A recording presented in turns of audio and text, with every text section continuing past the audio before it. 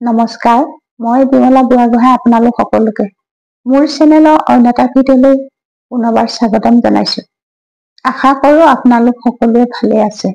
আজি মই মোৰ অন্য এটা ভিডিঅ' আপোনালোকৰ ওচৰলৈ লৈ আহিছো। আজি মোৰ ভিডিঅ'টো হ'ল সন্ধিয়া সময়ত 6টাৰ পৰা 7টা বজাৰ ভিতৰত আমি আমাৰ ঘৰৰ প্ৰধান দুৱাৰ সন্মুখত সোঁ চাইডে এখন ঘিউ চাকিয়ে হওক বা মিঠাতেলৰ চাকিয়ে হওক আৰু এঘট পানী দি সদায় চাকিখন জ্বলাই ৰাখিব লাগে।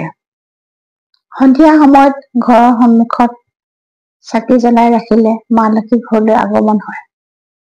কাৰণ সন্ধিয়া সময়ত সকলো দেৱী দেৱতাই গোটেই বিশ্ব ব্ৰহ্মাণ্ডতে পৰিভ্ৰমণ কৰি থাকে।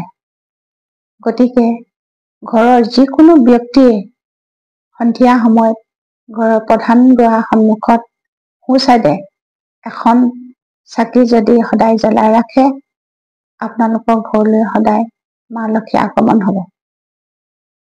আজি মোৰ ভিডিঅ'টোত আমি সন্ধিয়া সময়ত কেনেকৈ এগছি বন্তি আৰু এঘট পানী দি মা লক্ষীক আমাৰ ঘৰখনলৈ আমন্ত্ৰণ কৰিব পাৰোঁ, তাৰ ওপৰত এই ভিডিঅ'টো আগবঢ়ালোঁ। আপোনালোকে যদি ইচ্ছা কৰে কৰি চাব পাৰিব। আজি মোৰ ভিডিঅ'টো চাই আপোনালোকে কেনেকুৱা পালে? যদি ভাল পালে মোৰ ভিডিঅ'টো লাইক এটা কৰিব। অন্য এটা ভিডিঅ'ত পুনৰ লগ পাম। আজিলৈ আহোঁ। নমস্কাৰ।